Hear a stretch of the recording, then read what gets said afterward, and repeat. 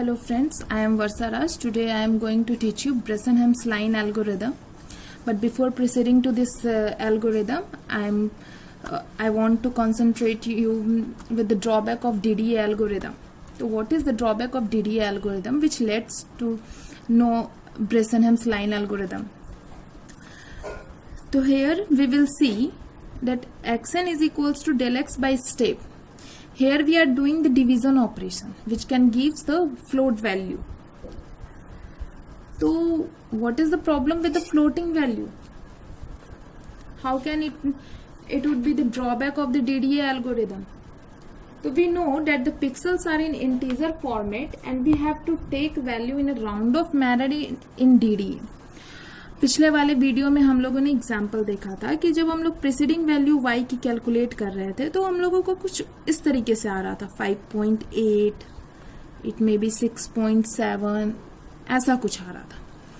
तो ये हम लोगों को फ्लोटिंग वैल्यू दे रहा था और उसके बाद हम लोग इसको राउंड ऑफ करके 6, इसको राउंड ऑफ करके 7 लिख रहे थे. तो why we are doing the division operation and we are getting the floating value and then round of it is completely useless. So at that time Bresenham's algorithm is designed to get only integer value. तो Bresenham's line algorithm में क्या होता है कि उस वाले drawback को cover करते हुए DDA एल्गोरिदम के ड्रॉबैक को कवर करते हुए Bresenham's line algorithm में हुआ कि अब हम लोगों को सिर्फ इंटीजर वैल्यू कैलकुलेट करनी है. And the second drawback is that if we have both integer, तो when we are calculating the integer and the float value, तो whatever be the operation, addition, subtraction, division, multiplication, whatever the operation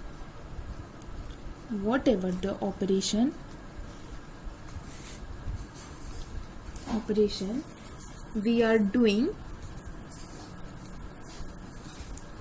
on float is taking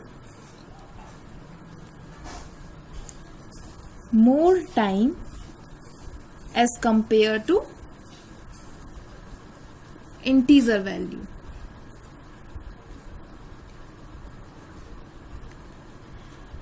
So Bresenham's is an efficient method as it can perform very rapidly because of integer value. Integer value में execution time कम लगता है as compared to floating value.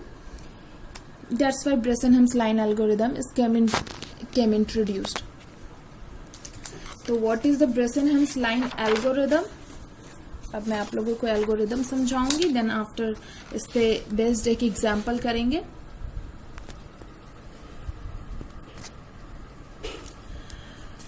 तो step 1, input the two line endpoints, store that left endpoint in x0 y0. 2 point होगा हम लोगों के पास और उसमें से हम लोग लेफ्ट एंड पॉइंट्स को मेंशन करेंगे अभी इनिशियल स्टेप में. Step 2, load x0 y0, that is plot the first point. ये जो 2 पॉइंट है हम लोग के पास x1 y1 और x2 y2, इस वाले पॉइंट को अभी हम लोग लेंगे और इस वाले पॉइंट को प्लॉट करेंगे.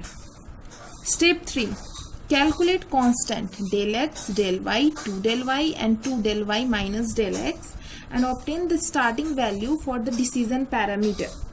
Decision parameter means exact point to draw a line. Exact point हम लोगों को मिलेगा इस वाले फॉर्मूला से, P naught is equals to 2 del y minus del x, where del x is equals to x2 minus x1 and del y is equals to y2 minus y1. And the last step 4, step 4, at each xk along the line starting at k is equals to 0, perform the following test.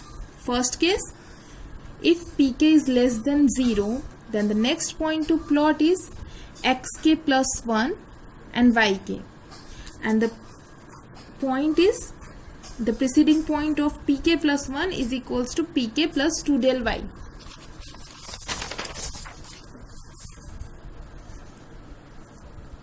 Else, the next point to plot is xk plus 1 और yk plus 1 and the point is pk plus 1 is equals to pk plus 2 del y minus 2 del x. Step 5, repeat step 4 del x times and repeat step 6, stop. तो अब मैं इस algorithm को example के साथ बताती हूँ ताकि ये और ज़्यादा क्लियर हो. अभी तो मुझे लगता है कुछ भी क्लियर नहीं हुआ है, पर एग्जाम्पल के साथ पूरा क्लियर होगा. Here is the example. Draw a line from 5 to 13 using Bressenham's line algorithm. तो अब हम लोग एल्गोरिदम का स्टेप बाय स्टेप देखेंगे और उसके अकॉर्डिंग ही सॉल्व करेंगे. सबसे पहले x1 y1 हम लोगों के पास गिवन है. x1 y1 ये गिवन है. x2 y2 ये भी गिवन है. 13 9. अब हम लोगों का क्या है step?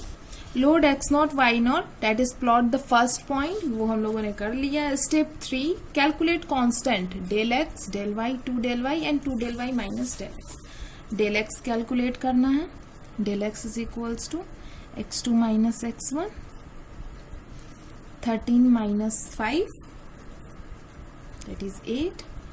Del y is equals to y2 minus y1 that is 9 minus 5 is equals to 4.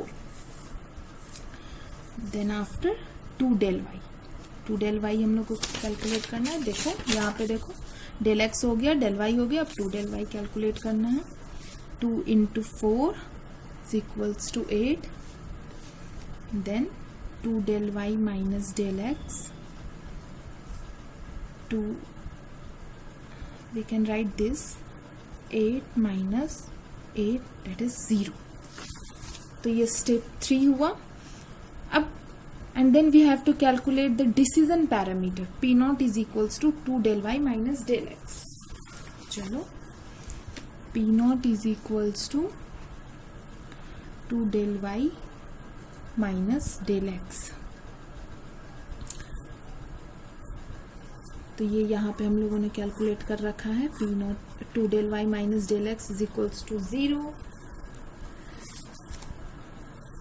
तो स्टेप 4 पे कॉन्सेंट्रेट करो. देखो if pk is less than 0 तो नेक्स्ट पॉइंट जो प्लॉट होगा वो xk प्लस 1 और yk होगा. और if pk is greater than और इक्वल्स टू 0 तो नेक्स्ट पॉइंट जो होगा वो xk प्लस 1 और yk प्लस 1. तो यहाँ पे ये इक्वल्स टू 0 है. तो so the next point is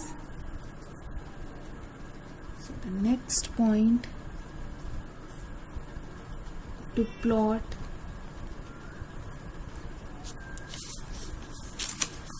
यहाँ पे x1 y1 देखो. x1 5 था तो 5 प्लस 1 6. y1 5 था, y1 प्लस 1 6. तो ये हम लोगों का नेक्स्ट पॉइंट है. And pk plus 1. Look at this formula, pk plus 1 is equals to pk plus 2 del y minus 2 del x. pk plus 1 is equals to pk plus 2 del y minus 2 del x. 0 plus 2 into 4 minus 2 into 8 that is minus 8 which is less than 0. Here we have to write as P1 and here pk P0 instead of pk. तो P1 की value क्या आई है? -8 which is less than 0. Less than 0. यहाँ पे देखो if pk is less than 0 then the next point to plot is xk plus 1 और yk. यही करेंगे अब हम लोग.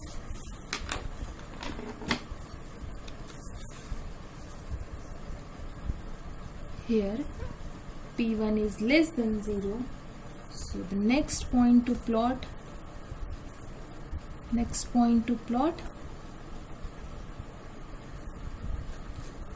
is xk plus 1. 6 थी वैल्यू. तो 7 हो जाएगी, और y की वैल्यू 6 थी तो यहाँ पे तो 6 ही रह जाएगी. And how we have to calculate P2? pk plus 2 del y. तो P2 is equals to P1 plus 2 del y. P1 is -8 plus 2 del y.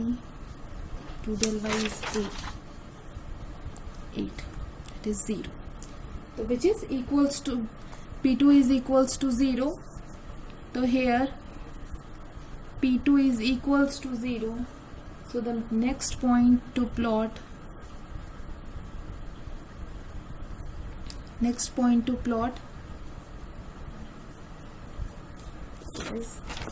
फिर से देखो x के +1 और y के +1. पहले 7 थी तो 8 और 6 की वैल्यू हो जाएगी 7.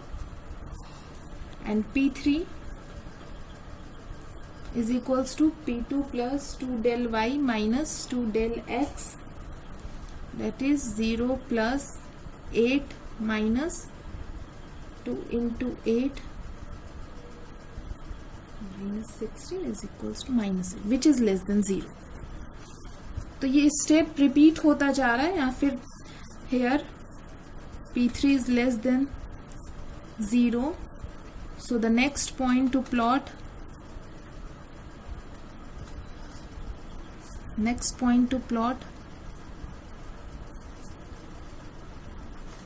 is 8 in x increase होगा 9 and y वैसे ही रहेगा 7. And the next point P4 is equals to P3 plus 2 del y. That is -8 plus 8 is equals to 0. फिर से as P4 is equals to 0. So the next point is 10. x भी increase होगा और y भी increase होगा. And P5 is equals to P4 plus 2 del y minus 2 del x. That is 0 plus 8 minus 2 into 8 is equals to -8, which is less than. So the next point is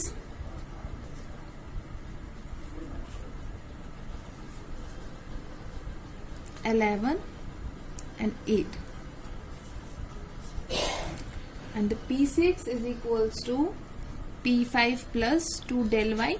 ये हम लोग बस इस वाले form, इस step 4 को repeat कर रहे हैं कंटिन्यूअसली, और तब तक रिपीट करेंगे, del x टाइम तक रिपीट करेंगे इस चीज को. P5 -8 plus 2 into 4 is equals to 0. So as P6 is equals to 0, so the next point is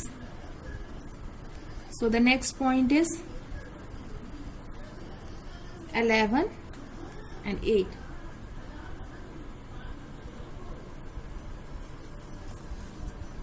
P6 is equals to 0, so the next point, so the next point is 12, 9. And the P7 is equals to P6 plus 2 del y minus 2 del x. It is 0 plus 8 minus 16. So -8, which is less than 0. I think this is the last step. As P7 is less than 0, so the next point is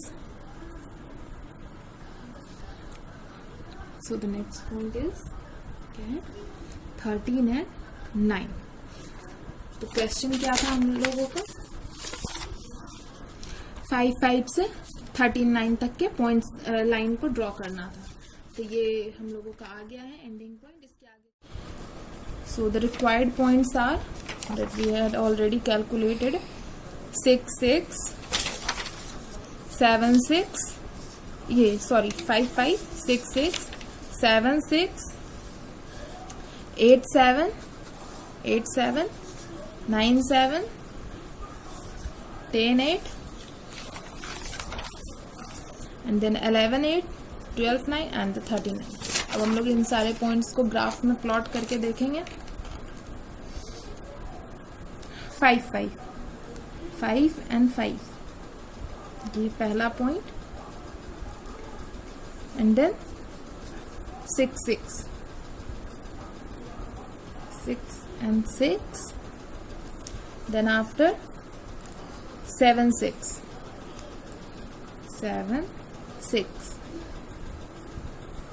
ये हो गया. Then 8 और 7, 8 and 7 यहाँ पे है. Then 9 and 7, the next one, and then 10 or 8, 10 and 8 here, and then 11 or 8, 11 and 8, and then 12 or 9, here is the 12 and here is the 9, 12 9, and then last point is 13 and 9, 13 and 9.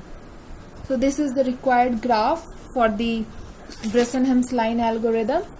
Thank you friends, I hope you will like.